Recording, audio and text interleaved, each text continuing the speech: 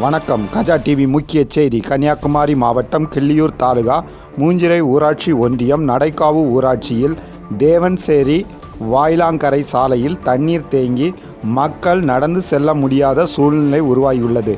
இதனால் இப்பகுதியில் மழைநீர் ஓடை அமைத்து தண்ணீர் தேங்காமல் நிரந்தர தீர்வு காண நடவடிக்கை எடுக்க கோரி மாவட்ட ஆட்சியர் அலுவலகத்தில் நடைபெற்ற மக்கள் குறை தீர்க்கும் நாள் கூட்டத்தில் ஊர் பொதுமக்கள் சார்பாக நடைக்காவு ஊராட்சி மன்ற முன்னாள் தலைவர் மேரி ஸ்டெல்லா பாய் கன்னியாகுமரி மாவட்ட ஆட்சியரிடம் கோரிக்கை மனு அளித்தார்.